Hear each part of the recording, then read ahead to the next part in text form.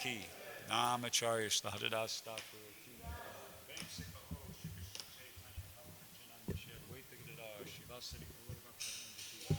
Shri Radha Krishna Gopinath Shamakunda Radhakunda Giri Govardhan ki. Vrindavan Dham ki. Navadvip Mayapur Dham ki. Ganga Jamuna Maya ki. Tulasi Devi Maharani ki. Samaveda Bhakta Vrinda ki. Harinam Sankirtana ki. Brihat Madanga ki. All glories to the assembled devotees. All glories to the assembled devotees. All glories to the assembled devotees. All glories to Sri Sri Guru and Garanga. All glories to Srila Prabhupada. I think so. Om Namo Bhagavate Vasudevaya. Om Namo Bhagavate Vasudevaya. Om Namo Bhagavate Vasudevaya. So, reading from the Srimad Bhagavatam, first canto, chapter 15, text 41. Vacham juhava manasi. Vacham juhava manasi. Tat prana itare chatam. Tat prana itare chatam. Mrityavapanam sotsargam. Mrityavapanam sotsargam. Tam prachatve hiya aho havit. Tam prachatve yajo havit. Vacham juhava manasi. Tat prana itare chatam. Mrityavapanam sotsargam. Tam prachatve yajo havit. Others?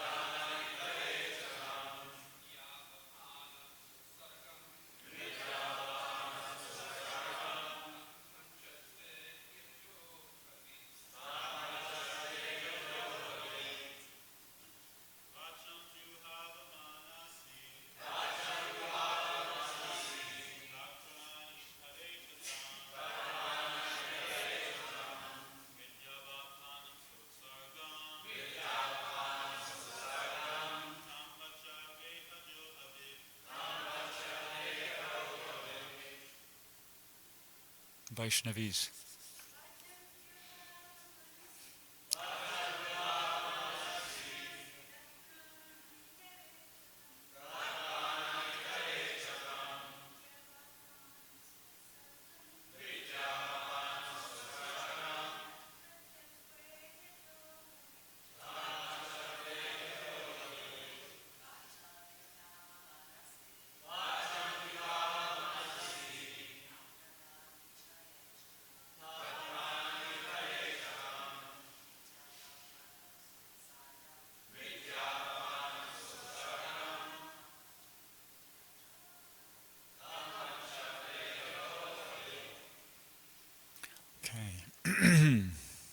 Vacham, speeches. Juhava, relinquished. Manasi, into the mind. Tat prane, mind into breathing. Itare cha, other senses. Other senses also. Tam, into that. Mrityo, into death. Apanam, breathing.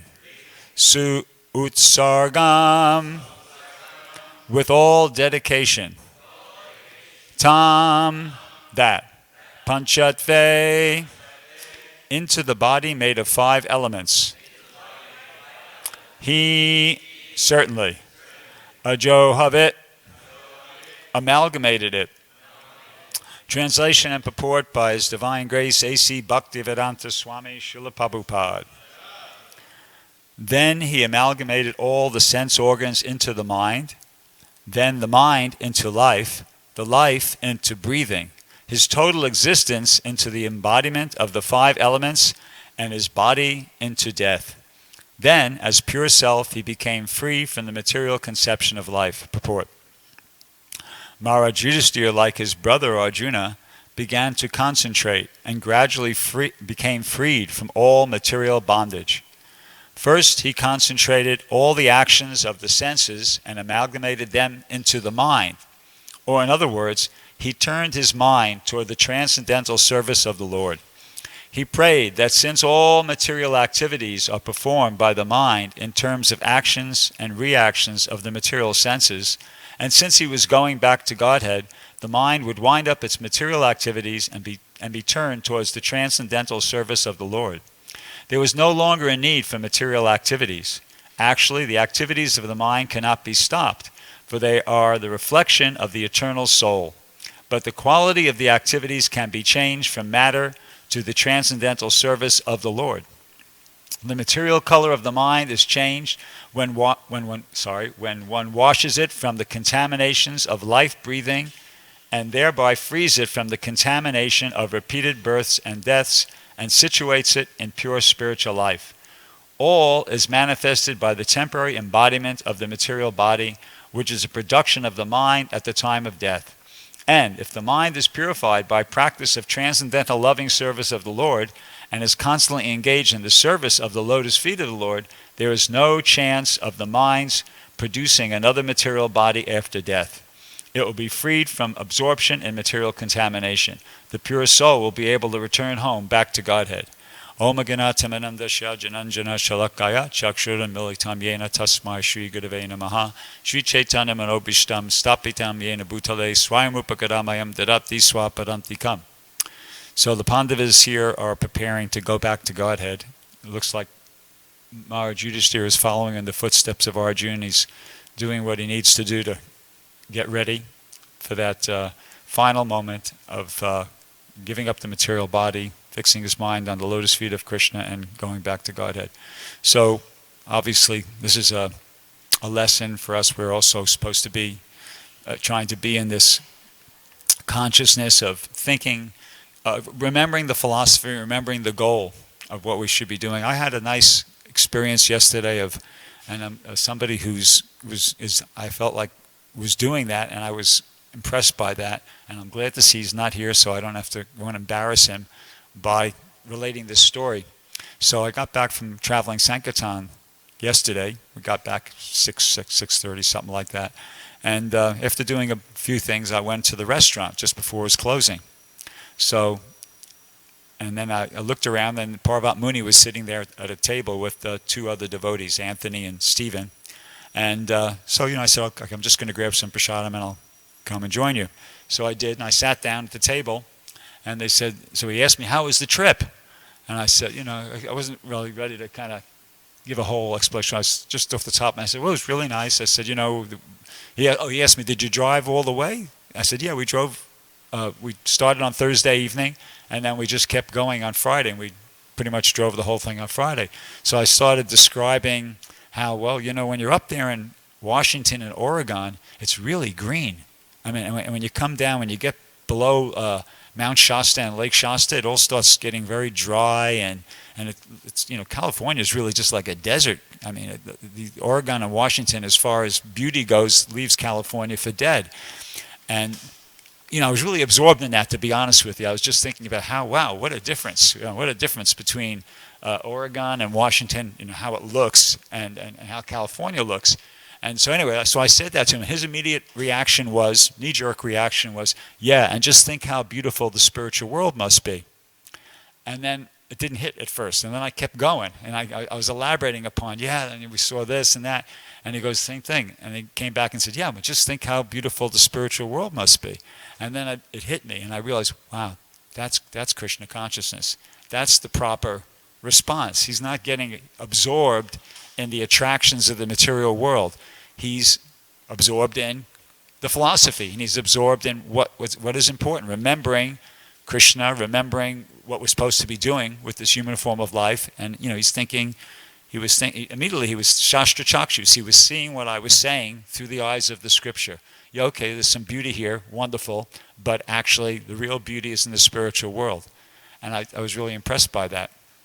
So I thought that was, really interesting, and just kind of gave me that an impetus or an inspiration to, I have to try to become more internally absorbed, less attracted, less affected and influenced by, what I'm seeing around me, which may be attractive, may not. It's not important one way or the other. The real thing is to become internally absorbed, to become absorbed in the philosophy and all the different, things that Prabhupada has given us to do. And actually, it's been the whole process of becoming Krishna conscious by the mercy of Prabhupada and the predecessor acharyas has been made extremely simple as a concession for the people in the age of Kali Yuga, who, generally speaking, tend to be very attracted by the external features, the external beauty, etc.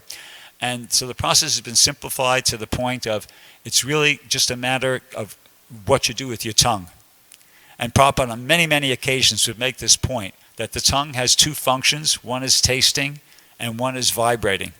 So I was thinking about this the other day, and I analyzed it, said, actually all you have to do, and Prabhupada said this in so many different words, you just have to make sure that your tongue is only tasting prasadam and vibrating prasadam. Now, we can easily understand what it means to taste prasadam. What does it mean to vibrate prasadam? Well, to vibrate prasadam means to vibrate, just like prasadam that we taste, it's sacred because it's been offered to Krishna. It's now sanctified. It's taken on a spiritual quality to it. Okay? So to vibrate prasadam means that you're producing sound vibrations that are sacred, that are sanctified, like the Hare Krishna Mahamantra, which is non-different from Krishna, like what Prabhupada's written here in these books. That's sacred vibration. It's pure transcendental sound vibration. And then expanding upon that as one becomes, more engaged in devotional service and purified and more advanced, then when you talk about Krishna's service, that's also prasadam, that's vibrating prasadam. So the idea is to always try to regulate your life in such a way that everything is one of those two things. You're either tasting prasadam or you're vibrating prasadam. It means every word that comes out of your mouth is something transcendental. The Hare Krishna Mahamantra, the philosophy, talking about Krishna's service, glorifying devotees, like that. And if we practice like that, then we become purified. Atak Shri Krishna Namadi, Nabhaved Gurayam Indriye, Sevan Mukhe Hi Jivado, Svayame Vasparatira. That Krishna cannot be understood by the blunt material senses. He can only be understood by devotional service. Sevan Mukhe, he means certainly, Jivado, beginning with the tongue. So that's the program.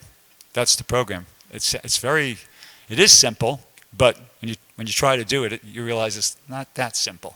It requires you really have to make a concerted effort to do it. But, and this is actually something that's not unique to our tradition.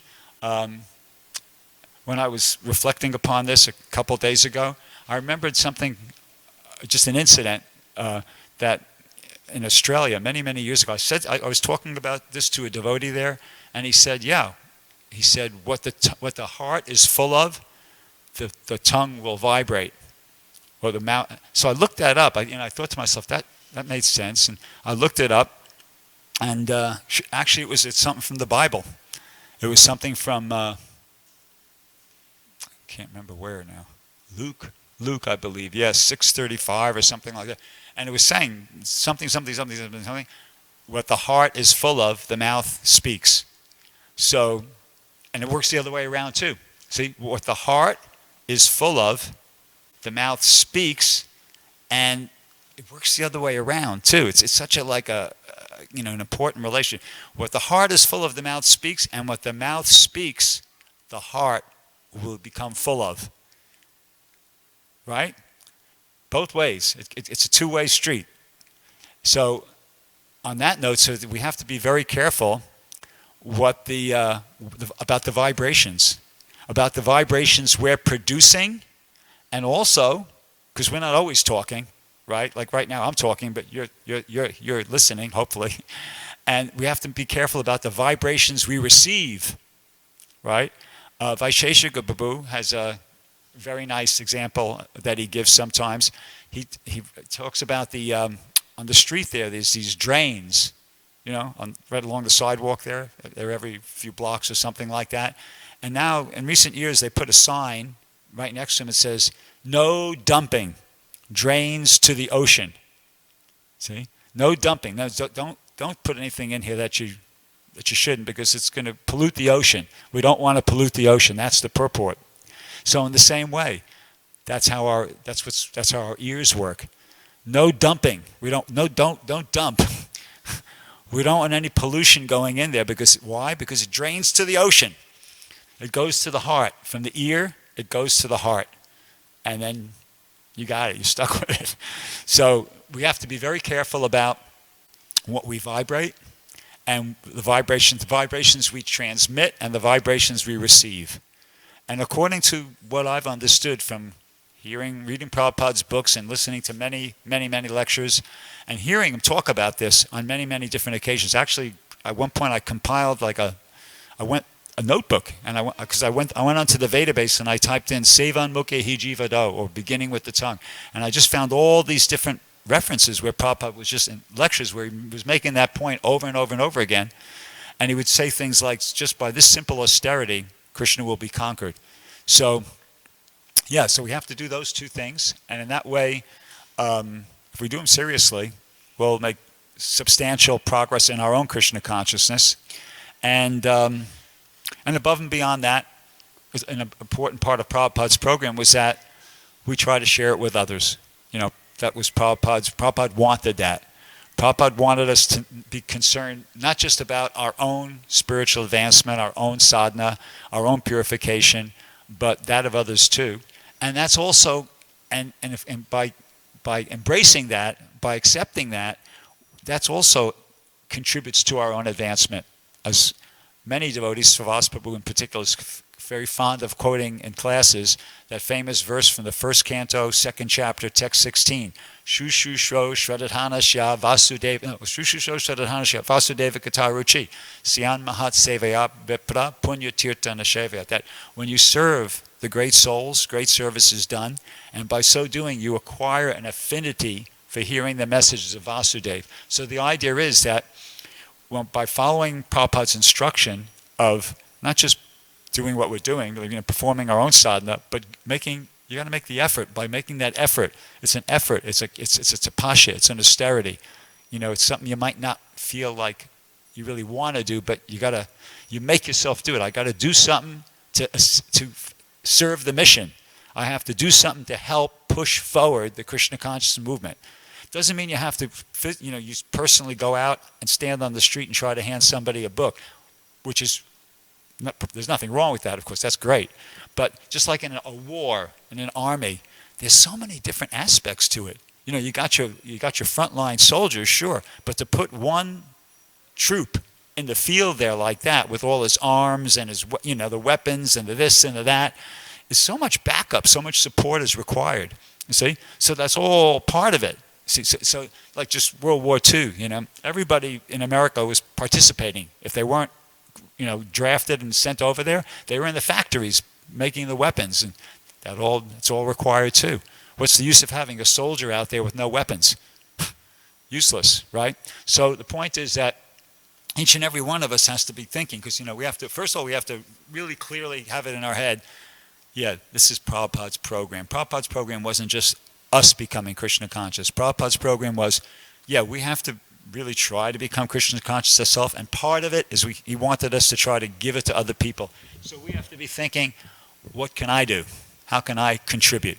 What contribution can I make to the Sankirtan movement?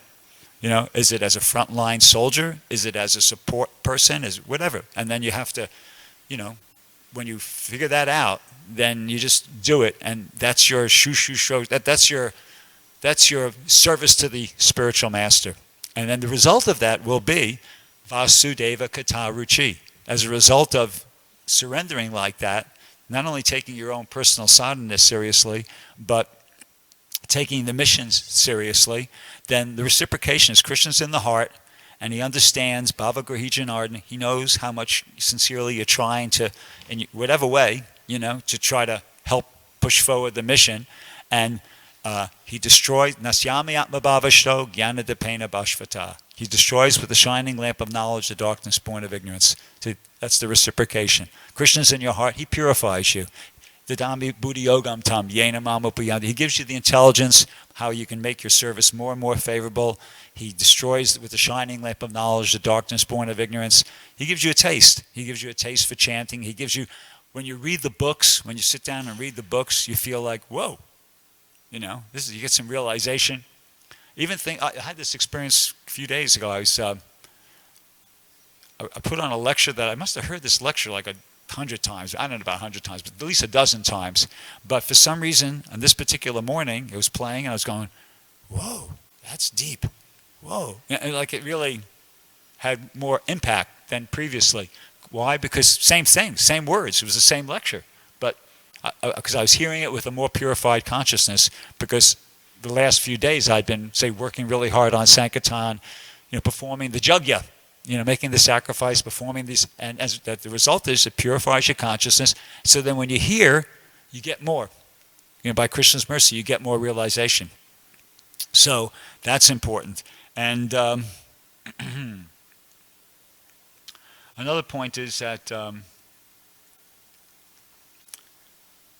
anyway, and a devotee's vision on the whole is this, that this whole world, this whole life, everything that's going on, it's like a virtual reality. It's like a virtual reality.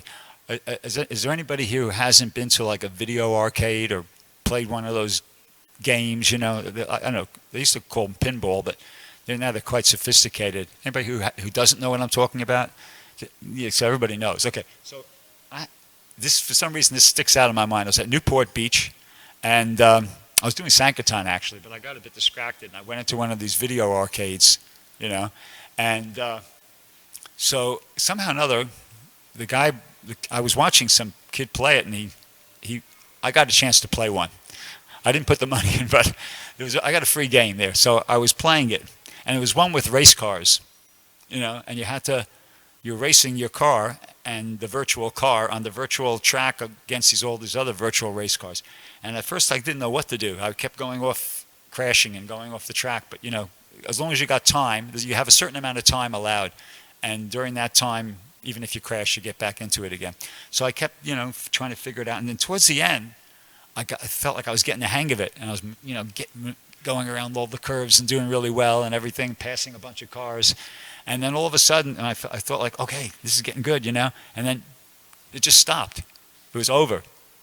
Time was up. And I go, no, that can't be right, I was shaking the machine and pressing all these buttons, and I wasn't prepared to put in any money, but but it was just done. It was a virtual reality, but I got really absorbed in it. See, so this whole world is like a virtual reality. We're really absorbed in it. We think this is it. We think this is the real reality, but this is not the real reality. The real reality is the spiritual world. The real reality is Goloka Vrindavan, the Vaikuntha planets, pure devotional service to Krishna. That's the real reality. And what's going on here is this is a virtual reality, and this game is set up so that when you play this game well enough, when you do well enough in this virtual reality, then you get promoted back to the spiritual world. See? So that's what's going on here. In other words, it's hard to conceive of it sometimes, but there's love underlying this whole thing. there's actually, just like with those video games, they didn't just plop themselves from the sky into that place, Somebody designed it, the visual displays, the game, how it works, it's all design. It's very incredible genius intelligence behind it, but just for the purpose of entertainment. But this is a virtual reality. It's been designed for not just for entertainment, primarily for education. Krishna has designed this whole material experience, gross and subtle. It's a virtual reality, and it's meant for educational purposes, ultimately. See? And the idea is that we're all playing in this virtual reality, and when we get it right, when we get play it well enough, we'll be released. We'll be allowed to come out of this virtual reality and experience the actual reality of spiritual life, of being an eternal servant of Krishna. So, so that's what we have to always be mindful of, so everything is it's a perfect program. We're so fortunate. We're like in a total win-win situation. If you really understand what Prabhupada was all about and what his program was. When we perform our sadhana, that's a win. When we try to give Krishna consciousness to others, it's a win. You see, it's not like, I really like sadhana, but preaching, I really prefer if I didn't have to, because I like to concentrate on my sadhana. I feel like I'm making more advancement. When I'm preaching, that's just like some work I got to do to keep everybody happy. But when I do my chanting, that's when I'm really getting purified. No. Wrong understanding. Absolutely wrong understanding. The right understanding is, when you perform your sadhana, you're getting purified. And when you've duly performed your sadhana, you've attended the morning program, which is sacrosanct. It's given to us by Prabhupada. It's perfect. Every aspect of the morning program is just exactly what you need, right?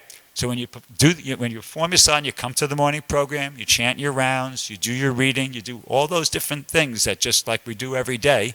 And then when you go out and you engage in the preaching activities, that's an extension. That's the rest of the sadhana. There's like the personal sadhana, and then you can consider it the social sadhana, whatever you want to call it. I can't think of a name right off the top of my head. But that's also purifying. So that's what I mean by win-win. You're winning when you do your personal sadhana, and you're winning even more. Actually, to be honest with you, in one sense, you can think of that as not something that's taking away from your purification and your advancement, but it's accelerating the process. Because on many different occasions, well, not on many different occasions, but at least on several occasions, I printed it out. Prabhupada said to be very quickly recognized by Krishna, preaching is the shortcut process. So analyze that. He said it more than once. On other times he said to be very easily recognized by Krishna. Preaching is the shortcut process. So let's analyze that, okay? It's talking about being recognized by Krishna.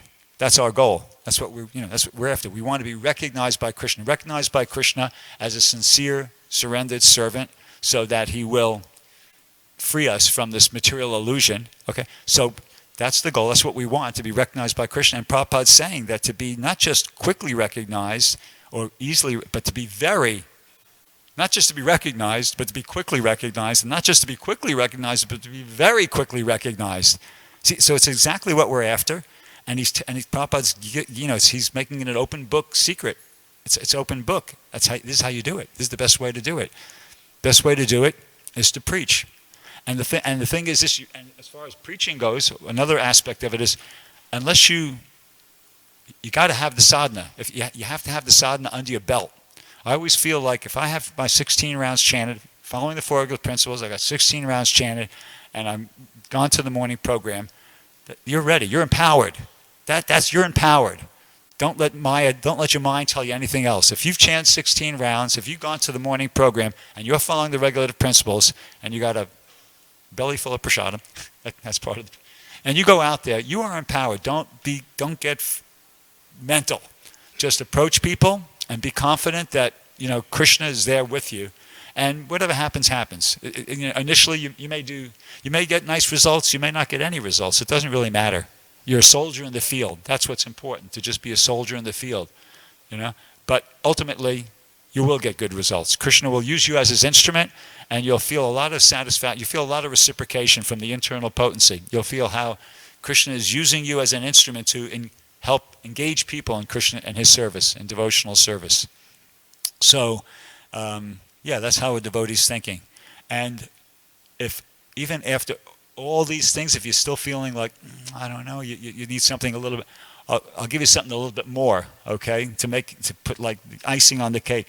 Okay, so today is Saturday, so I guess it was Thursday night. We were in Portland. Thursday? No, sorry. Yeah, we were in Portland Thursday, but on Wednesday night, Bhrgupati Swami just happened to show up at Portland. It was a scheduled visit. We were there. So we went to an evening program and at some Grihasta's house. And at the subject was about empathic communication. Empathic communication. So he was talking about that, and he was talking about how the compassion of the Vaishnavas. And, he was giving different examples of how Prabhupada was very compassionate like that. So anyway, so at the end of the class, when he asked for questions, I asked the question. I said, so aside from following the instructions of the spiritual master, is there anything else that we can do to accelerate the process of making ourselves eligible to be recipients of the compassion of these of the pure devotees of the predecessor acharyas?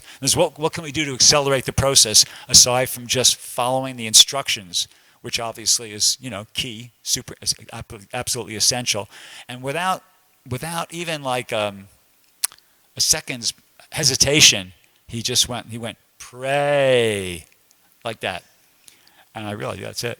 That's the program. That is the program. The program is, and I'm going to read you something in a second that confirms this, right? That makes it completely shastric.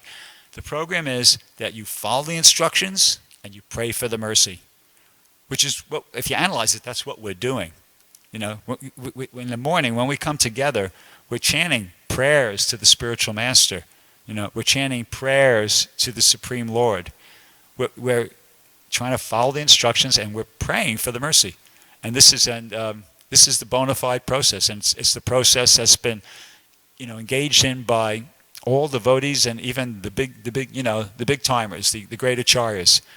To give an example, Krishnadas Kaviraj Goswami in the Chaitanya Charitamrita in Anshalila, chapter, I don't know what chapter, I think it's chapter 1, text 4 and 5, he says, H.I. Goshai Kore, Sri Rup Shri Sanatan Bhatta Raghunath, Shijiva Gopala Bhatta Dasa Raghunath. Then he goes on to say, H.I. Goshai Kore Charana Vandan, Jaha Hoite, Bigna Nash, Abhishta Paran.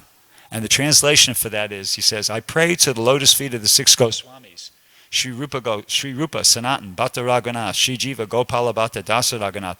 So this is what he's praying for. He says, so that all impediments to my writing this literature will be annihilated and my real desire will be fulfilled. So now Prabhupada in his purport, he kind of gives us further insight into that. He says, and for some reason Prabhupada, he talks about it in relation to preaching. He says, if one wants to benefit the entire world, he will certainly find persons like hogs and pigs who will put forward many impediments. That is natural. But if a devotee seeks shelter at the lotus feet of the six Goswamis, the merciful Goswamis will certainly give the Lord's servitor all protection. It is not astonishing that impediments are placed before those who are spreading the Krishna conscious movement all over the world. But here it comes, and this is on the point that I was just making. But then Prabhupada says, nevertheless, if we adhere to the lotus feet of the six Goswamis, so that means following their instructions. It could be six Goswamis, it's your spiritual master, predecessor acharyas, etc. The idea is you have to adhere to the lotus feet of these great niche liberated personalities, follow their instructions, that's what it means to adhere to their lotus feet, and pray for their mercy. And then the result will be all impediments will be annihilated, Bigna Nash, and the transcendental devotional desire to serve the Supreme Lord will be fulfilled. Abhishta Paran. Your real desire will be fulfilled. That's the program. That's the program. See? So devotees, when we're not chanting our rounds, when we're not at the program, when you're not out preaching, sit down, open up a song book, and chant a bhajan. Because the book we have, the song book, That's exactly that is the prayers of these great personalities like Narottam Das Thakur, Bhaktivinoda Thakur, Lochan Das Thakur, etc., etc., etc. These are liberated souls. These are Nitya Siddha devotees. They're liberated. They're not like they made it. Okay, and when those songs, they're as good as Vedic mantras. Prabhupada said that they're like Shabda Brahma. Specifically about Narottam Das Thakur, he said it's a simple Bengali language, but it's as good as the Vedic mantras. So when you sit down and you chant those songs, you're like taking shelter of a perfect mood. You're taking shelter of perfect realization and the perfect mood, and it's very purifying. It's very purifying. So that's a good thing to do. So okay, I'll stop there. Does anybody have any questions or comments? Yeah, thank you.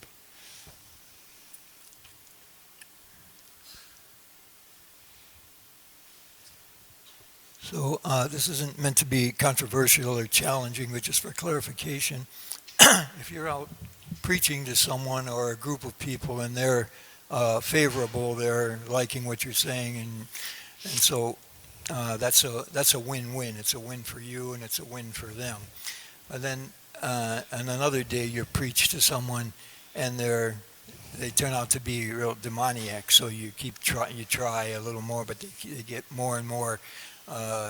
Their venom comes out, and at the end they may even attack you, or they go away real angry.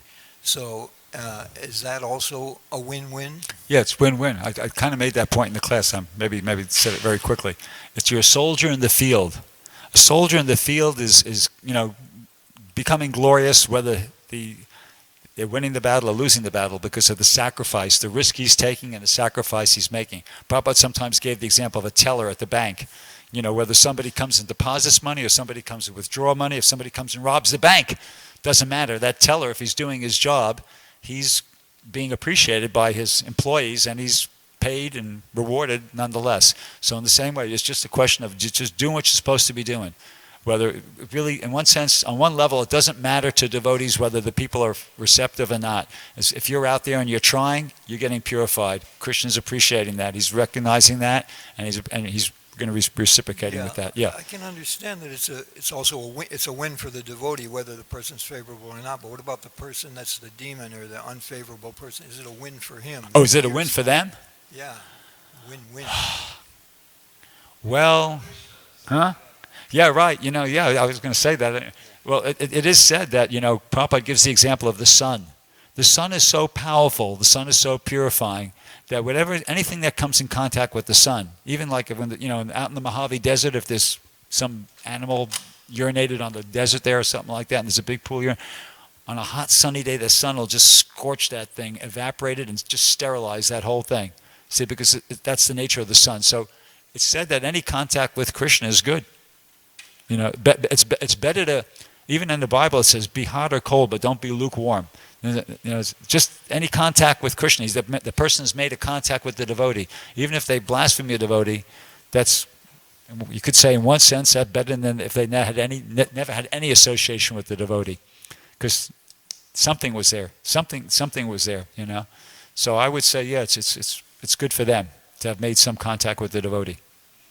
Yeah.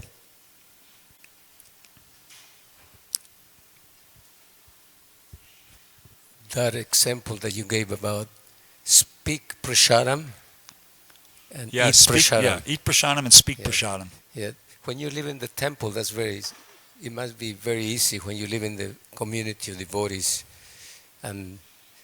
But I was thinking, what advice can you give to the people who live outside, who works outside, who has family members? They're devotees, maybe not engaged totally in a temple life, but at the same time they have a desire to arrive to that platform.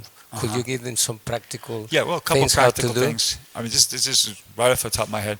Two things. One is, I mentioned about the hearing, taking in the good vibrations. I was given a gift about 2 years ago by Ekanath, who's Prabhupada disciples in charge of the Bhaktivedanta archives. He was in a very excited, happy mood. He approached me just outside on the street there. He said, "I've got something for you." I said, "Okay, thank you." And he handed me this little thing. I didn't even know what it was at first, because I'm not very computer savvy. But it was like a flash drive, and he handed me it, and he said, "This is all of Prabhupada's audio from 1967 onwards." And I thought, "Whoa, okay." And then anyway, I had it for a while. I didn't even use it. Oh no, I used it on the computer, but it was a little different. Anyway, I got this device that I just put it in there, and it's a speaker, and it plays that thing, and it just plays from one to the next, and it's great. It's that simple, On one little, it's the size of not even the size of this finger, and it has all Prabhupada's audio on it, and for $25, $30, you can get a device that plays it. You just push the thing in there and turn on the volume, and boom. So it's really easy now these days, thanks to technology, and to be always hearing. And there's all these good websites, ISKCON Desire Tree, and so many of the websites. So devotees don't have a lot of excuse for not being able to, take advantage of taking in those merciful prasadam vibrations. There's good facility for doing that. And like there's an expression in the English language: you have to fight fire with fire, right? In other words, we're being bombarded by so much material, so much Maya. So we have to use some of that Maya to help us advance in Krishna consciousness. That's one point. And the other thing is, there's another expression they say in sports. They say the best defense is a good offense. So what that means is that if you're a devotee, if you're chanting, if these people take opportunities to preach, in your briefcase or in your purse or whatever. Have some little books, have some mantra cards, and when you meet people, you got to come out just a little bit out of the comfort zone. Don't be self-conscious. Just say, "Hey, I got these far up." Say you have like a 25 perfection of yogas in your bag. It takes about this much space. They weigh about 1 pound. Okay. And you could just take it out and say, "Hey, you look like a deep thinker. I got these books on yoga. Would you be interested?" That's it. You don't have to preach. I find the less I say, the more effective I am. I just talk myself out of sales. When I try to start preaching to people and take the role of a preacher or an instructor, they turn off. Unless you're really feeling ecstatic that day, Generally they turn off. The best thing is just be friendly. Just be friendly. "Hey, how's it going? I like your shirt," whatever, And then you just give them a book and just say, "Hey, would you want to read that? Great, check it out." We don't stop. We print them ourselves. If you can pitch in a donation, that'd be awesome. And they either will or they won't. If they do, great. If not, you're out 50 cents. But they got something that could change their whole life. I'll give you an example. Okay, we were coming down from on the way down, we stopped at Eugene, Oregon. So we stopped there's a Govinda's restaurant there in Eugene, Oregon that's been there for 23 years. It's managed by a Prabhupada disciple named Dharmaraj. So we took prasadam there, and we were in the van, and we're just getting ready to leave, and a devotee comes from outside, from the restaurant. Actually, I was there first, and he came out with Devavrata and Bhaktazak, and it was Pushpadanta. You know Pushpadanta, right? So he came over, and he was just because he wanted to be friendly and everything. It's not every day devotees pass through Eugene, Oregon. So, et cetera, he said a lot of things, but then one point he made was that he became a devotee as a result of getting beyond birth and death. Right? He got that one little book, Beyond Birth and Death. He read it, and just as a result of reading that book, he said, "This is it. Count me in. Where is this person?" So he went to a temple because his address is in the back, and he said, "Where do I find this person?" He said, "Well, he's in India." He said, "I'm off. I'm going." And they said, "Well, he'll be here in 2 months. You should stay here, and we'll train you up, and blah blah blah." So he said, "Okay," but that one book did it. You see, one book, Beyond Birth and Death. So you don't ever be thinking that this is not significant. No, a perfection of yoga, a beyond birth and death, an easy journey to other planets, all those, an on chanting, the little pamphlet on chanting, that could change a person's life. Actually, due to the very generous donation of somebody, we've been distributing a lot of Science of Self-Realizations very liberally on Sankirtan. And when I give people that book, because a lot of times people say, there's a very common objection to people to say, "I'm not a reader. I don't read. I don't know if I'd read it, And then all they told me they don't have money. They don't want to give a donation. I say, "Look," I said, "Dude, just take this book." And I said, "I just want you to read 3 pages. And I open up to pages 152, where it says, it's the Prabhupada's, that little, what would you call it, speech, instructions he gave about the chanting of the Hare Krishna mantra. Everybody knows what you know what I'm referring to, right? It's this transcendental vibration, Hare Krishna, is, where Prabhupada explains what it is. So I show him that, and I say, just read these 3 pages, 152, 153, 154, and we do a mantra meditation. And if you just read these 3 pages, it'll explain to you everything about it. This is the essence. You don't have to read the rest of the book. Just read these 3 pages, and if you like what you read, try it. It's right there. It's right. The meditation we do, it's right there in the last line, the Maha Mantra. You can try it. George Harrison used to chant this. It's, and I just simplify it to that. And I don't know if anybody's doing it, but it feels really good saying it. And I believe that. I believe that. It's wonderful if somebody reads all these books and like knows them, like somebody like Dravida or Vaisheshika. But the fact of the matter is, if somebody just reads those 3 pages and thinks, yeah, that makes sense, and starts chanting, boom, they're off. That's all you got to do. You don't have to be a great scholar. It's not wrong with that, being a great scholar, a devotional scholar. But even if somebody's really simple and doesn't like to read, if you just read, understand what the Hare Krishna mantra is, and you start chanting it, you're off and running. So that would be my advice. That take the merciful, make some arrangements so you can hear these merciful vibrations all the time, and best defense is a good offense. Have a program so that you can be giving Krishna to other people, rather than have it be mundane, and it's just some simple way that you're comfortable with. Anybody else have any questions or comments? Okay, thank you very much. Grantaraj Srimad Bhagavatam ki jai, Srila Prabhupada ki jai.